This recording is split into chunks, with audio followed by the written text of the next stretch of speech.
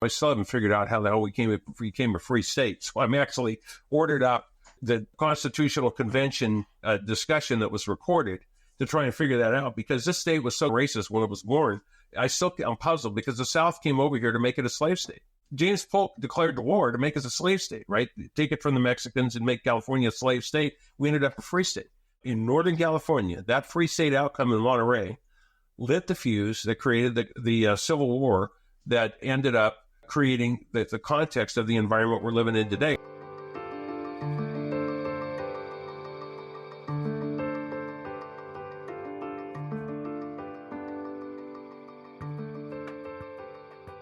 Hi, I'm Jeff Holden. Welcome to the Nonprofit Podcast Network. Our purpose and passion is to highlight a nonprofit organization in each weekly episode, giving that organization an opportunity to tell their story in their words to better inform and educate the respective communities they serve, as well as provide one more tool for them to share their message to constituents and donors. Our goal is to help build stronger communities through shared voices and to both encourage and support the growth of local nonprofit organizations through podcasting. Thanks to our founding partners for their foresight in helping us transform the way conversations start. CapTrust, fiduciary advice for endowments and foundations. Runyon Saltzman Incorporated, RSE, marketing, advertising, and public relations creating integrated communications committed to improving lives. And Western Health Advantage, a full-service healthcare plan for individuals, employer groups, and families. It's not often there's an organization in town that's over 70 years old, has a keen awareness of the nuances and developments that took place to get our great region to where it is today, and it's not only an incredible resource for true documentation of our city's emergence, but it's also the formal archivist for those very same documents that could so easily be forgotten or lost. The historical equity of the organization, thanks to the foresight of all who have maintained and grown its influence, has such a significant responsibility that we need to know it not only exists, but it's doing great things with such great opportunity in front of it, provided it can get some attention for all the right reasons. A steward of our history, I'm referencing the Sacramento Historical Society. We'll be speaking with the president, Walter White, Vice President Gregg Lukenbill, yes, that Gregg Lukenbill, who just also happens to be an avid historian, passionate about our city's upbringing and future, and Delta Pick Mello, another great Sacramentan working to preserve and share the knowledge of the region's history. Delta is currently CEO of the Sacramento History Alliance and the Sacramento History Museum, and has been executive director of the California Auto Museum and held positions with the Railroad Museum and the Sacramento Zoo. We are in for an interesting conversation. Walter, Gregg, Delta, welcome to the Nonprofit Podcast Network. Thanks for having us, Jeff. Thank you. Thank you, brother. Gregg, I'd like to start with you, as most people in the community don't recognize you as the passionate historian that you are. They see you for your development prowess and your bringing the Kings to the city and your construction. But what they don't realize is the significance and your passion for our city and the history of our city. So in an abbreviated description, if you could touch on going back to the Civil War, the Gold Rush, Theodore Judah, up to the electrification and the significance of those elements that brought the city to where it is back in the day, and then will continue to progress after that with Walter and Delta.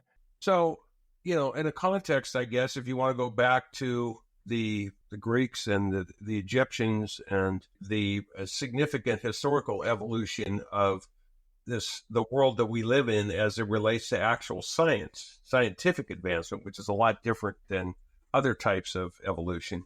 And when I say that, I mean Copernicus, Galileo, Einstein, people like that have evolved science in a very substantial, factual, historical way, because science is based on the history of the prior evolution. Sacramento's history is probably the most consequential of any city on the planet. And I don't think there's any question about it, not in terms of people, but in terms of location. We have this distinctly unique, unusual Sierra Nevada watershed, probably similar to the Alps dumping into Germany on the north side, but similar phenomena that all roots from the Sierra Nevada watershed that is based on the gold, the transcontinental railroad, the Delta. Probably the most important aspect of that to me is the Delta and the diversity that is delivered to our contemporary times, and the electrification that inspired Walt Disney to create the Disney Magic Light Parade, right? And so honestly, in the world I live in, along with the state capital and the temperate climate, those are the 6 things that make us the most unique and, I think, distinctively scientifically advancing city on the planet in terms of the birth that we gave the University of California at Berkeley, to the Bay Area, and to San Jose. And I'm sure they would argue that they were, Spanish missions before we became anything. But the truth of it is the science came from here. It didn't come from there. The money came from here. It didn't come from there. It's nice to be a showboat on the most beautiful harbor on the planet, which is San Francisco's claim to fame. But that doesn't give you a right to stewardship, which they're currently evidencing in a not so great way as it relates to how to manage that from an operational standpoint. So our history goes from the gold rush, which actually brought in people from all over the planet and was the greatest migration in the history of the planet at that time, that George Hearst himself, current owner of KCRA, called the greatest economic event in the history of the United States in 1890, to give some context to that. Sacramento basically birthed the Gilded Age out of that reality. And when I say that would also be known as the second industrial age in the United States, it went from 1870 to 1910, and it came directly from Sacramento, without a doubt. It came from the rail yards, the science in the rail yards. It came from the electrification. It came from the automation of agriculture being produced out of the Delta. It came from the Sierra Nevada watershed, hydroelectric power. It came from so many things that were all birthed right here. Just think of this as a little bit of a scientific test bed for the planet. And that's what Sacramento represents on a historical basis, okay? And there's no place, as Ty Smith from the Railroad Museum, PhD in history, would say, there's no place on the planet that has had this many globally altering events in one location in any place in the world. And that's my introduction to my love and our love, all of our love for Sacramento history and how significant it is to the future, because as our little slogan states, history is about enlightening our future with scientific facts. And we're going to come back to that future too, because history obviously is a predictive of the future, since we tend to repeat it over and over. If I can go to you, Walt and Delta, could you give us a little bit of background on the organization itself? Walk us through the purpose of what the Sacramento Historical Society is. I'll go first and then turn it over to Delta. But the Sacramento Historical Society was formed roughly 70 years ago by a group of academics to really research, record, and share the rich history of the Sacramento region, and how, that legacy of Sacramento is part of the enlightenment of our society. So that's a big part of it. I'll turn it over to Delta to add on to that as well. Yeah, the academic recording of the history of Sacramento was, I think, one of the main tenets of the organization. It's a very old organization, the oldest historical organization in this area.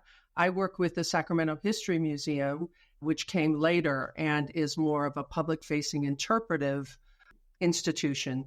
But the Sacramento Historical Society began by chronicling different aspects of Sacramento's history through what they called the Golden Notes. They were researchable archival documents for people to study for in the future.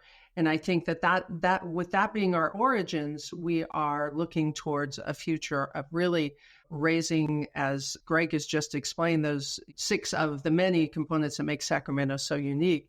We are trying to raise the bar of Sacramento's history and bring attention to the fact that our history is not just national, but international history. It's global history. And so that is our current status, I think, is really raising up Sacramento's history to a greater level. As we look at the next steps, taking it from maybe where we left off with electrification and Greg's description, the significance of history from both political and business perspectives, we made a significant impact beyond that as well in arts and culture and the creative scene. And there was recently quite a bit of conversation about a very popular Sacramentan who had a significant contribution to the literary world, and I'm referencing Joan Didion. And I know the Sacramento Historical Society had a lot to do with the influence post her passing on getting a lot of things done in recognition for her. Could you guys talk a little bit about that? I'll pass it to Greg on this one. Well, all I would say is she brought this very unique. She was like a double DAR, double daughter of the American Revolution. Both sides of her family went back to the American Revolution, which is incredible to think about the dynamics of that reality, right? And evolved and came out with one of her great-great-grandfather came out with the Donner Party. I mean, history was weaved into her DNA from Virginia to the Mississippi River to the Missouri River to California through her great-great-grandparents coming out here. And she had this distinctive sense of national, regional, and local history that I've never seen in anybody else from Sacramento in terms of what I would call her laser beam capacity to identify issues from a historical context based on her reference points for the history and the evolution of things nationally. And I mean from the East Coast through particularly New York or Boston to San Francisco and California and all of the historical events that her family lived through right here in Sacramento. And her ability to see and write contemporary events like the death of RFK in that assassination by Sirhan, or about the Central Park 5 case and many, many other subjects like that about Miami and the drug trade, or the Contras down in Nicaragua and Costa Rica and that whole battleground that took place down there with Reagan and the Iranian nonsense.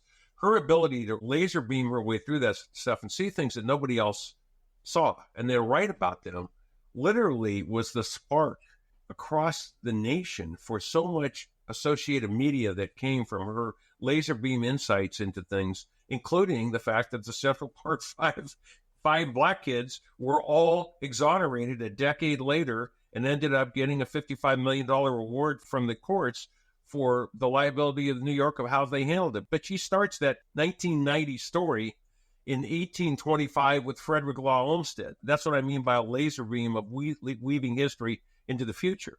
And she saw through that. And, you know, there's a famous author by the name of Henry Adams, who's his great-grandson of John Adams, obviously grandson of John Quincy Adams. But the point is, he wrote a book called The Education of Henry Adams. It was published by Harvard University.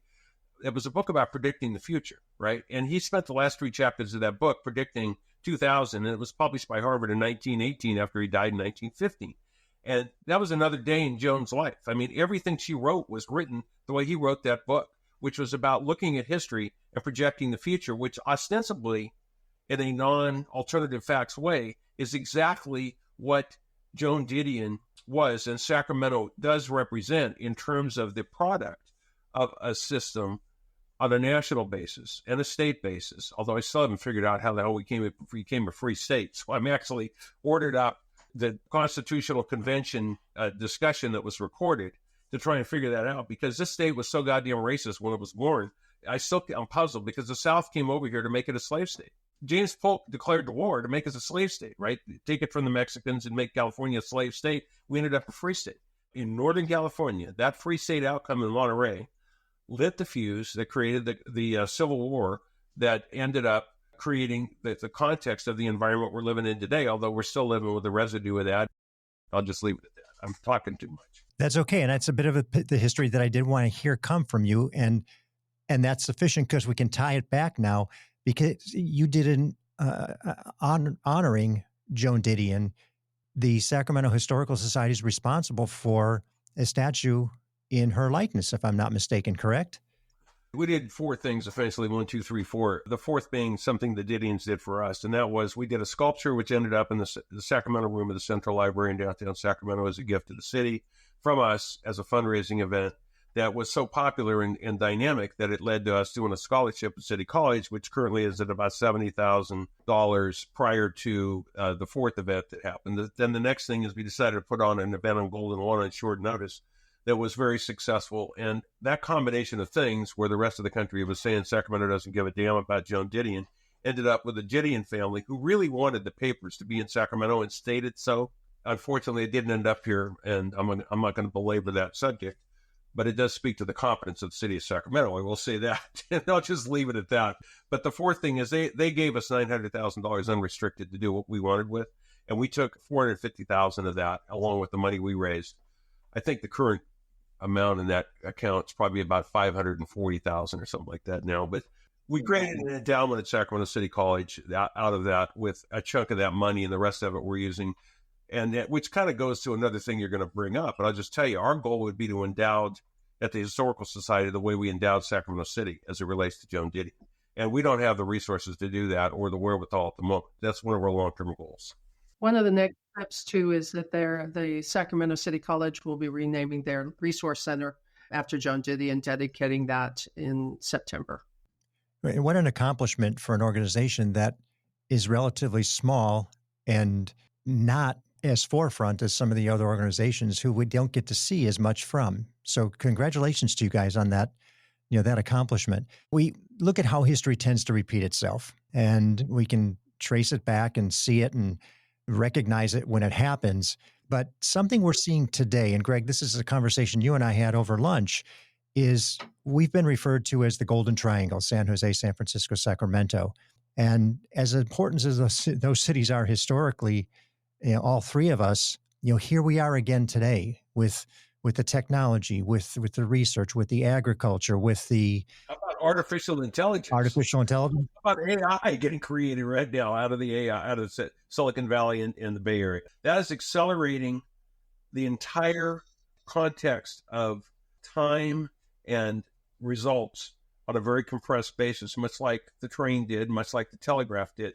This AI is going to accelerate the evolution and the availability of broad knowledge worldwide, and they're going to raise the bar in the whole world, I think, on an accelerated basis and on a very exciting basis, and that's right out of that Golden Triangle, right? It's the same dynamics where we are on the cutting edge of science that was birthed from Sacramento by the gold rush, by Theodore Judah's Transcontinental Railroad and the rail yards, which was the scientific center of the West in the 19th century. There was, for all intents and purposes, no Southern California other than pueblos and missions coming up from Junipero Serra up until the late 19th century.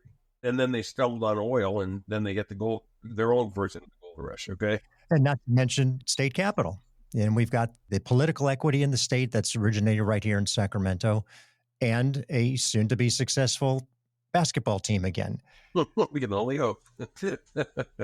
We'll be back to continue this engaging conversation of our Sacramento roots right after a word from the people we appreciate for making the program possible. Hello, this is Scott Thomas with Cap Trust in our Sacramento office. I specialize in working with local nonprofits and associations. Annually, we survey private and public nonprofit organizations across the country to better understand challenges they see in today's environment. In our more recent survey, we heard concerns about proper board governance, mission-aligned investment, and how to implement alternative investments. If you would like a copy of the survey or to discuss your organization, look me up, Scott Thomas at captrust.com. I'm thrilled to have Western Health Advantage partnering with us as they do so much to support so many nonprofit agencies in our community. As a truly local health plan, you'll find individual and family options, employer options, plans for CalPERS and Medicare Advantage. From medical services to pharmacy, health and wellness support, as well as behavioral health care, Western Health Advantage has a plan that fits what you need. As an employer, for profit or nonprofit business, individual or family, you can find more at westernhealth.com. I was in the media business for over 35 years and had the great privilege of working with Runyon Saltzman, RSE, Marketing, Advertising, and Public Relations. We collaborated on many different campaigns, but their commitment to the nonprofit sector hasn't changed since their founder, Gene Runyon, started the agency. Over many years and many campaigns, Runyon Saltzman has been committed to improving lives by tackling California's most challenging issues. Guided by research-informed strategies and insightful, creative solutions, RSE develops innovative communications campaigns that raise awareness, educate, and reduce stigma in diverse communities throughout our state and beyond. To learn more about RSE, visit rs-e.com.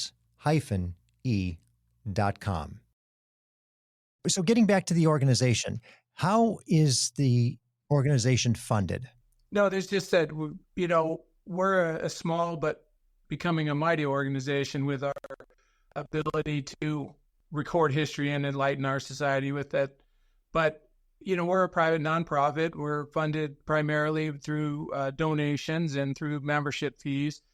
However, we are in the process to create some more fiscal sustainability by looking at our options for annual fundraising events, because we think it's real important to take the foundation of the golden notes into more of a multimedia platform, reach a larger audience.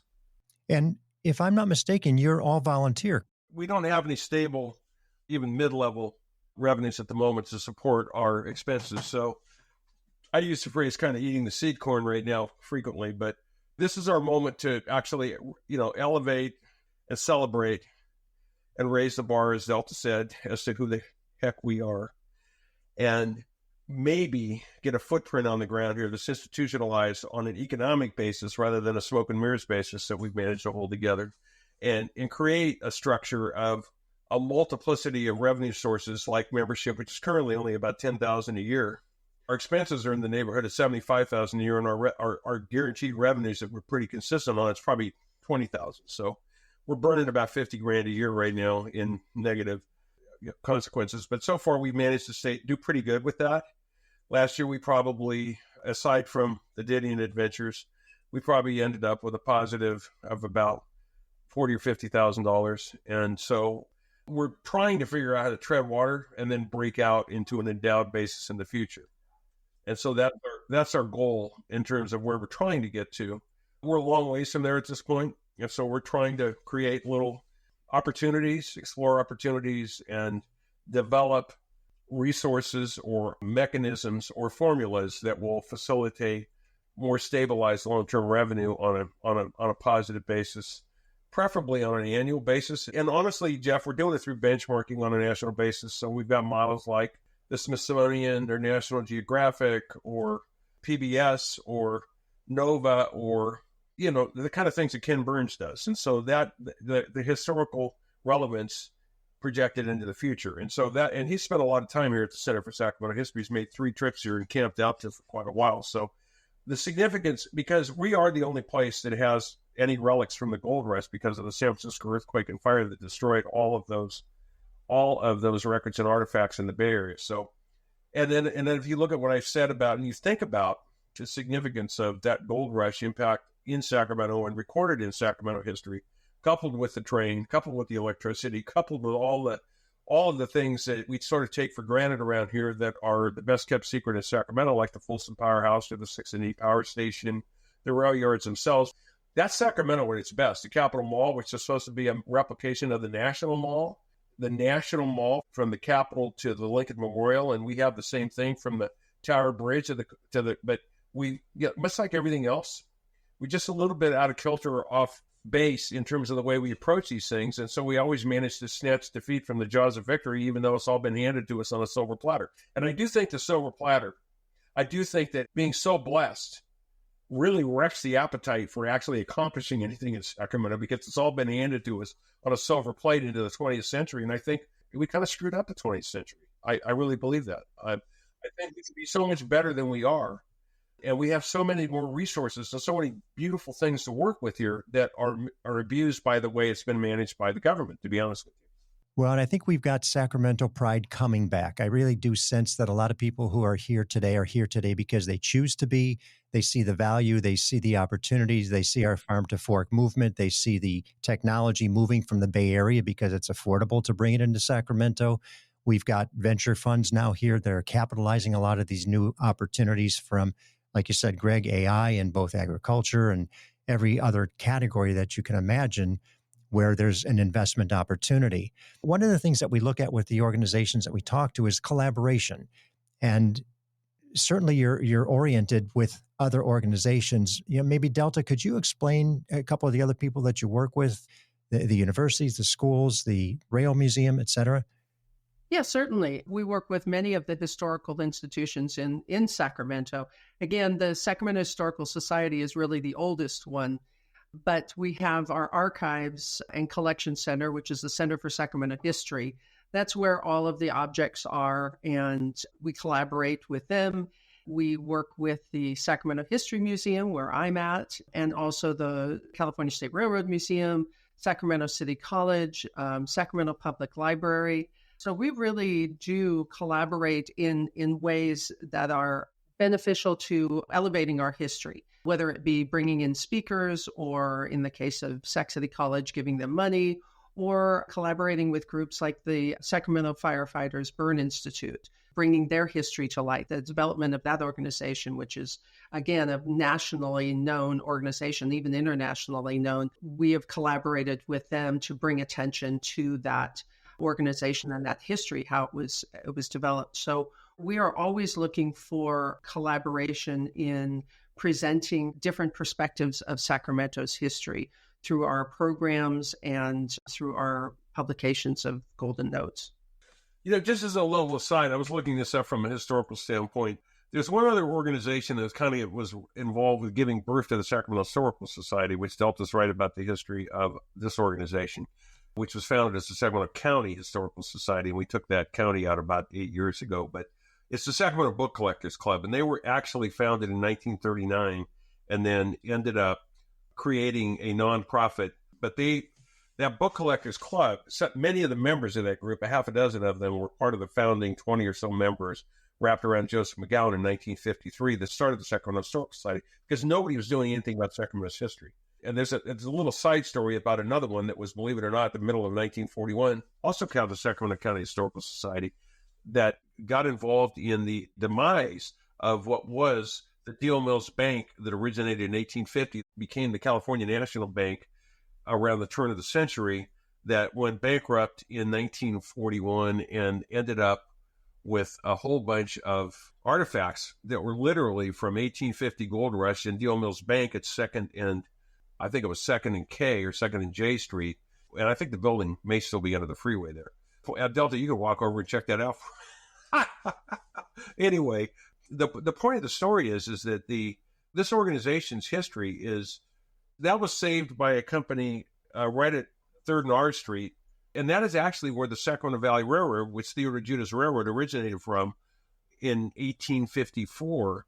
And there's a plaque on that building. And the name of the company is right on the tip of my tongue. But anyway, the founder of that company and a sidekick of his ended up going to the bankruptcy court and getting a whole bunch of stuff for $100 in the name of the Sacramento County Historical Society. They were required to create an entity to get it out of the courts because it was bankrupt. And they were taking bank assets, right, and turning it over. And it was turned over to the archives. So I called Gary Kurtz, who used to run the archives in Sacramento, who's now retired. And the short version of it is, I got a listing of all the stuff that was checked into the archives believe it or not, as crazy as this sounds, from 1941, when they got that stuff out of there. Just think of this, right at the genesis of World War II. And that stuff's still sitting over there in the state archives, which included not only a number of gold-related, bank-related things, but actually some gold scales from 1850 from the riverfront, as crazy as that sounds, which really touched my soul in terms of the reality of recognizing. So I got a 9-page inventory out of Gary as to when that was done and how it was done. The original Sacramento County Store, then it just disappeared in World War II and nobody ever heard another word for it. So it was refounded by McGowan in 1953. First speaker was Peter Shields from UC Davis, founder of UC Davis as the director of the Department of California, Department of Agriculture in 1905. So sorry for all that belabored history, but the roots are all over the valley here and into the Bay Area and bouncing back as it relates to Davis being a subsidiary university farm facility from University of California, Berkeley, which of course largely came from Sacramento to begin with, and the wealth and the trading and everything that went on there. But that was a Lincoln farm. That was a Lincoln land grant, Cal was.